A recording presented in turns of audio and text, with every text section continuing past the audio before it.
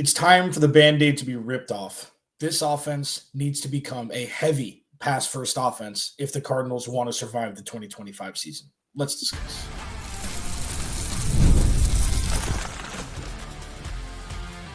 You are Locked On Cardinals, your daily Arizona Cardinals podcast. Part of the Locked On Podcast Network, your team every day. Alex Clancy here. Follow me on Twitter, Clancy's Corner. Please go to the YouTube channel, search Locked On Arizona Cardinals. Hit that subscribe button, man. Everydayers, unite. Is that what people say now? With like Avengers and stuff? I don't do it. I'm not in the Marvel game. I'm too old for that, I think. I don't know. Maybe I'm not too old for that. It's never really been my thing. And we're back. So thanks for hanging out. A couple news and notes, and then we'll dive right in. 3 and 4 and 2 and 5 are miles apart. I think that's obvious. We'll discuss, ramifications of a win or a loss on Sunday briefly before doing a full crossover Thursday with Peter Bukowski of Locked On Packers tomorrow.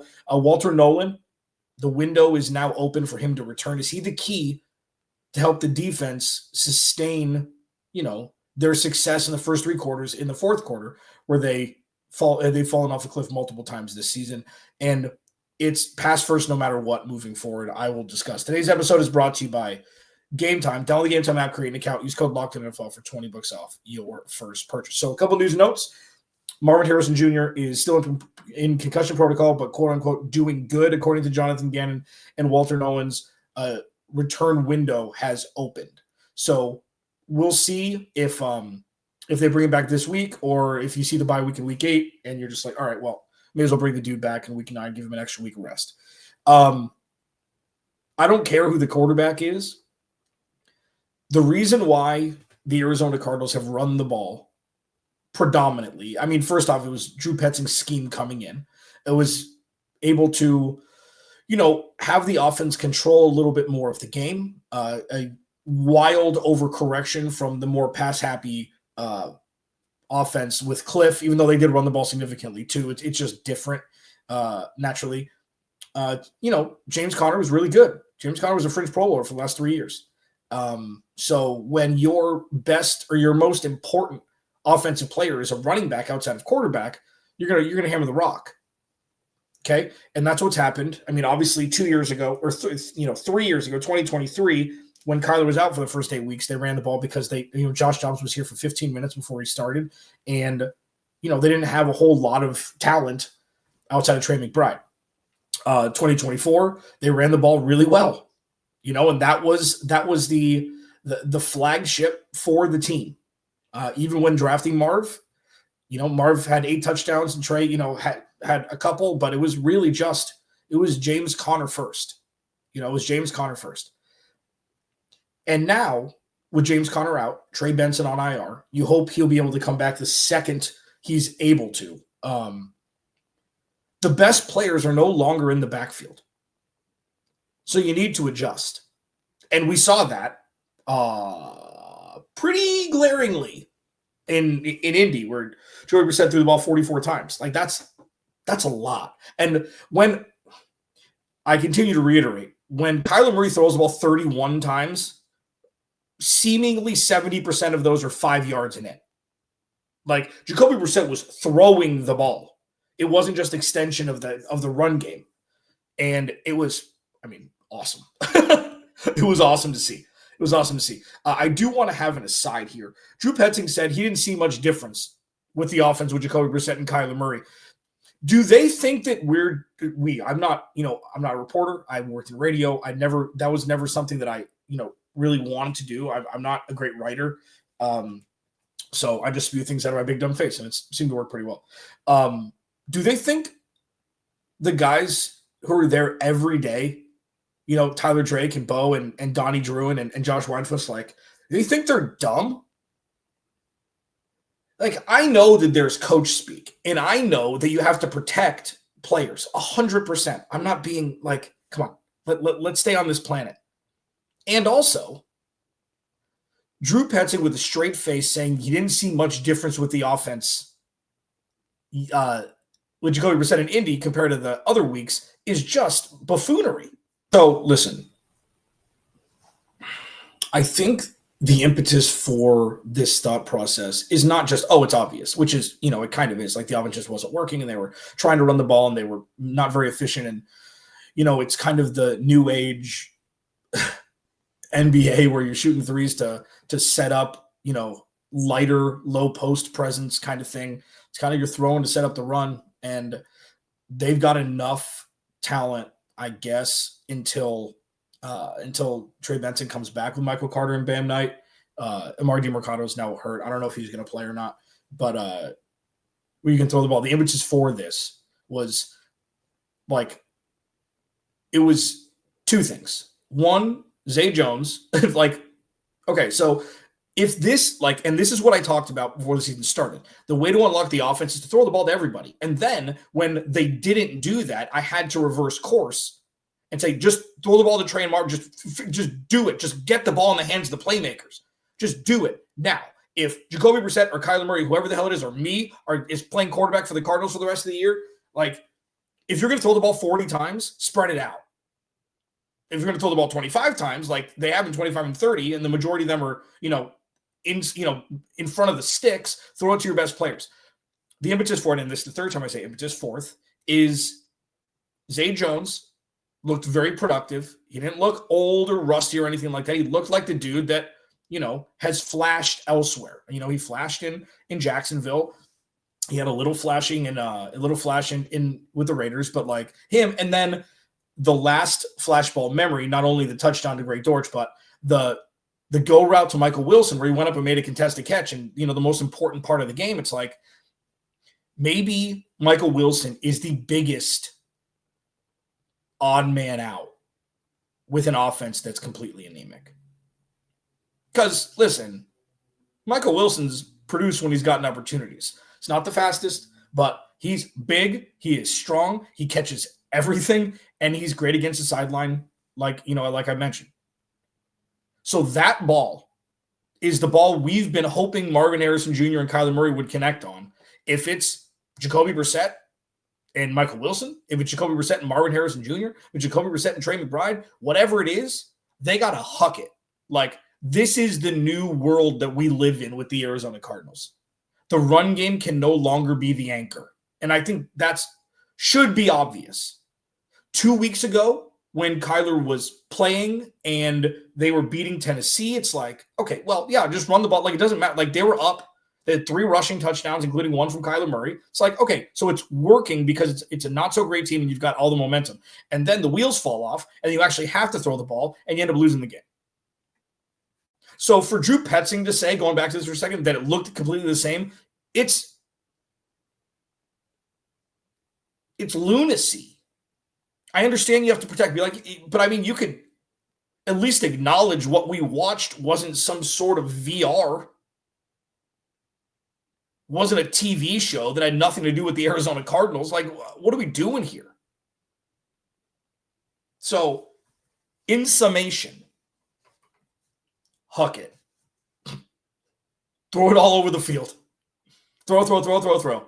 I don't care how many, my favorite play actions are when it's just a suggestion. It's everybody knows that you're throwing the ball. It's just here, I'm going to pretend to give this to you for a split second, then bring it back. It's the Joe Flacco play action. And Jacoby does it great. He's so smooth with it. I'm not falling in love with Jacoby Brissett. I'm falling in love with how it was spread out last week. And Jacoby wasn't great in the first half, but at least the Cardinals' offense looked competent.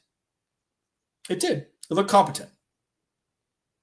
And that's a far cry from the majority of the season that we experienced, except for the tippy-top peaks that filled the rest of the time where they looked like a top 5 offense. It's the same story. The run game cannot be trusted to lead the way anymore. And until Trey Benson comes back, and then we'll see, huck it. You've got the playmakers to make it work. Locked On Cardinals, your team every day. Walter Nolen's practice window is opened. What does it mean? Anything? I don't know. This is something that's so outside of what we've talked about so far, which is wild with the 16th overall pick on IR. Could Walter Nolen spark this defense to be able to play 4 complete quarters and keep the Cardinals in games? Let's discuss. I'm Cody Rourke from Locked On Broncos, and this episode is brought to you by Peloton. Peloton is shaping the future of fitness with the brand new Peloton cross-training Tread Plus, powered by Peloton IQ. This is Peloton's most advanced equipment yet, giving you real-time guidance and endless ways to move, whether you're running, lifting, or you're cross-training with your favorite instructors like Alex Toussaint. It's training reimagined to make your workout more personal. Peloton is built for breakthroughs with features that help you plan, stay motivated, and hit peak performance. You can let yourself run, lift, flex, and go while Peloton handles all the rest. Plus, Peloton IQ provides real-time strength coaching, tracking your progress and suggesting weights that challenge you so you can get stronger. Plus, the new movement tracking camera, it counts your reps and corrects your form in real time, making sure every rep is safer and smarter. So let yourself run, lift, flex, push, and go. Explore the new Peloton cross-training Tread Plus at onepeloton.com. This episode of Locked On Cardinals is also brought to you by FanDuel. NFL season's here. Dude, we're over 33% of the way there. I tell you every week, appreciate football. FanDuel has an offer you don't want to miss, and it'll make you appreciate football too. Right now, new customers can bet just $5 and get $300 in bonus bets if you win. That's right. Pick a bet, put down $5. If it hits, you'll unlock $300 in bonus bets to use across the app. The thing I've been highlighting during these reads recently is MVP. It's like, do you have a sneaking suspicion that, more of a long shot could actually stick it out, like Daniel Jones, Baker Mayfield, or is Patrick Mahomes going to come back and take the reign over again as MVP with the numbers that he's put up the last few weeks? All of that is at your fingertips with FanDuel. So what are you waiting for? Visit FanDuel.com to download the FanDuel app today and get started. Please go to the YouTube channel, search Locked On Arizona Cardinals, hit that subscribe button, man. Yeah. It feels weird. The season feels weird. Cardinal Squad Show programming note tomorrow at 6 or tomorrow at 5, not tonight, for this week only. And then following my instant reaction show after the game on Sunday, we'll be doing the full hour as usual. This season just feels weird. It feels like the Cardinals are 0-6 because, or 0-5 because, or 0-6 because you couldn't enjoy the wins. And I've talked about that a little bit, and I think everybody who's watched those games in the first 2 weeks, which seems like 2019. It seems like it was 30 years ago. I know 2019 isn't 30 years ago. But it's like there's been zero, like at all, except for the first quarter and a half against Tennessee.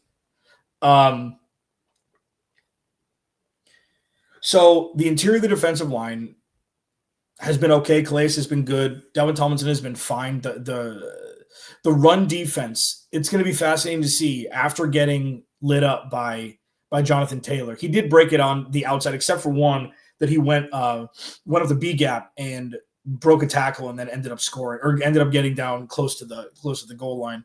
Like he ran a bunch outside, but like it'll be interesting to see going from Jonathan Taylor to Josh Jacobs. They're just pounding the rock in Green Bay. Like, is he going to eat him up too? I mean, defensive line has been fine. The pass rush has been okay. And I think Walter Nolen could, dude, if Walter Nolen is as advertised and he's got that quick twitch up the middle, that could unlock everything on defense. Like, really. If he's as advertised, if he's Will Johnson, like if he's, okay, yes, that is the dude in the middle of the field for the next 7 years for this team, or 8 years, or whatever it is. That could unlock everything. That'll make everybody's job easier. And it's not like, okay, you have to go do this, the defense is going to suffer. But if he's able to bring that speed that is a counterbalance to Calais Campbell and Dalvin Tomlinson and Dante Stills up the middle, that allows for more double teams, more pressure put from the block scheme in the interior, which allows the edge job to be more one-on-ones. It allows more ability to blitz and bring more people. Like, I think because of Darius Robinson and BJ Ojulari, we just kind of write off young players when they're injured at the start of their career. And let me explain what I mean. What I mean by write off is not to say that they're not going to amount to anything. That's not what I mean. What I mean is it's passive income that we just forget about and then don't put it into an equation because it doesn't feel real yet. Does that make sense? So Walter Nolen comes in, say he starts practicing in the next, few days. And then he plays on Sunday. Let's see. I don't know. Listen, again, the bye week is in a weird spot. If it was week 11, week 12, I don't know if they would have, I don't know if they would have opened up the window. I don't know if he would have. I don't know. I just don't know how healthy he is. They don't tell us anything. So he's doing well. He's progressing. He's doing well. He's progressing. Is there a world where he can re-energize and take this defense to another level? Like, not having Garrett Williams is a big, big deal. Not having Garrett Williams is a big deal. Akeem Davis-Gaither got lit up this past week. He had a couple really good plays. I tweeted out that, another great signing by Monty with Kazir White and then Mac Wilson. And then, of course, the rest of the game, he gets absolutely destroyed. It all starts with the pressure up front, which will allow the DBs on the back end to eat and ball hawk. I just wonder if everything that we've watched on tape, everything that we've heard about him, people that I've, obviously trusted and have made friends with over the years in the space, like, they're like, Walter Nolen's a top 10 pick. Will Johnson could have been a top 10 pick. So knowing that, and a bunch of my buddies, like the Locked On host who drafted directly after the Cardinals or a couple after, texted me and said, damn it, I was hoping he'd fall to us. So people that I trust think this dude is an absolute terror. And the fact that he's got a skill set where he's much quicker, it'll add a completely different element to this defensive front, which in turn will add a completely different element and allow for you to expect less attention to the edge rushers, which in turn could add more pressures, which in turn could add more bad throws, which in turn could add more turnovers, short fields, 3 and outs, whatever it is. And I don't think that's a far-fetched thing to say. Like, this dude, just YouTube Walter Nolen clips at Ole Miss. Like, the dude is scary on the football field. He's got crazy passion. Like, that was one thing. It's like, oh, he's too passionate, whatever, the red flags. It's like, bro, once he got to Lane Kiffin, like an adult operation, he was fine.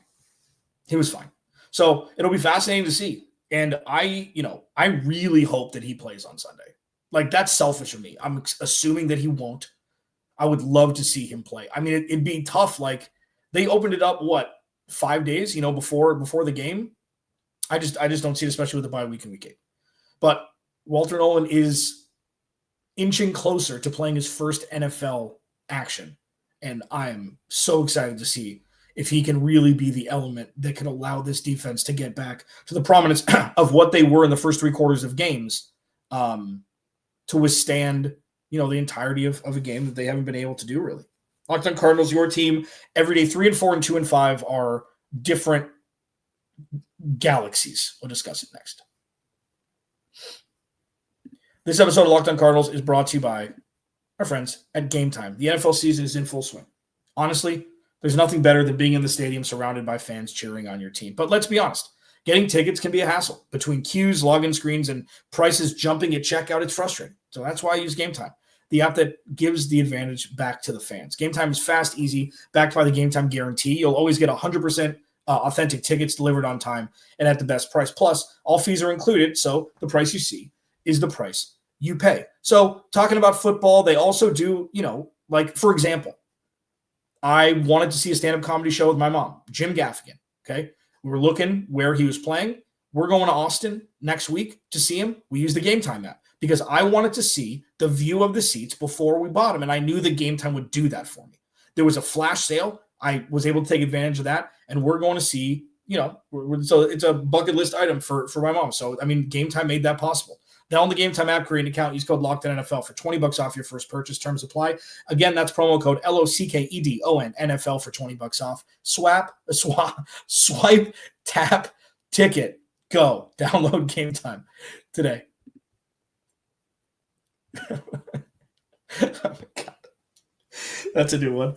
All right. So YouTube channel, subscribe, notifications on, comment. You guys have been great with commenting. The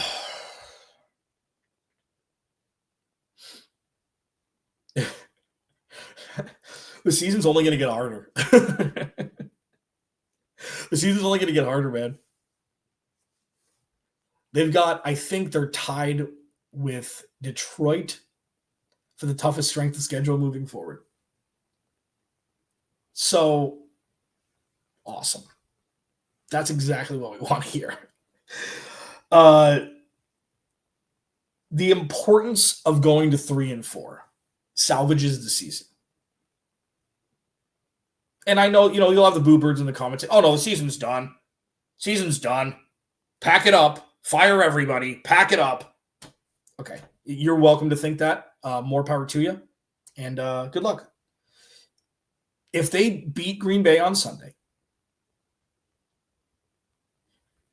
it would be the exact elixir necessary to go into the bye week. And it's fascinating because contrary to that statement, they won 4 games in a row before going to their bye week, and then they forgot how to play football the rest of the season.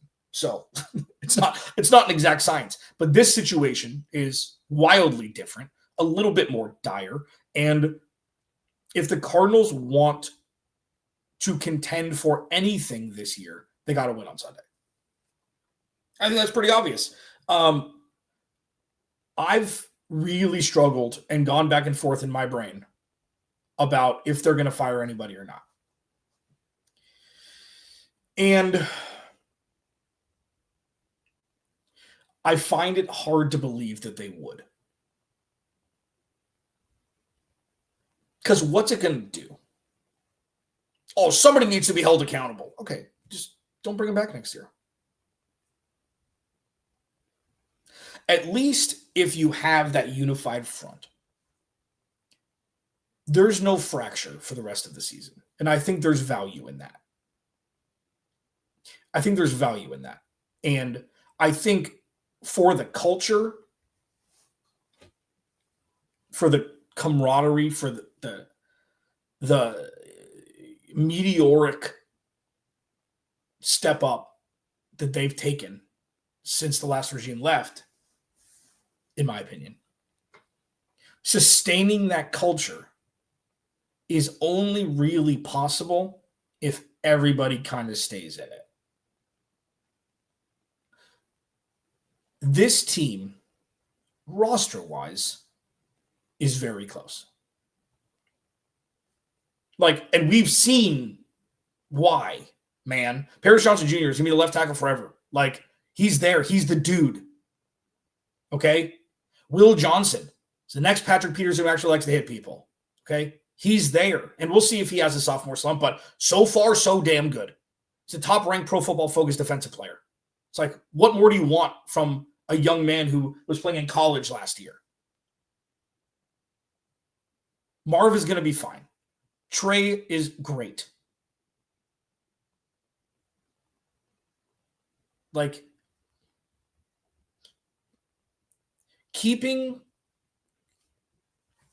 It's this.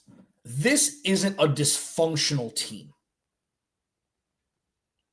There aren't cancers in this locker room. There aren't cancers in the coaching staff room.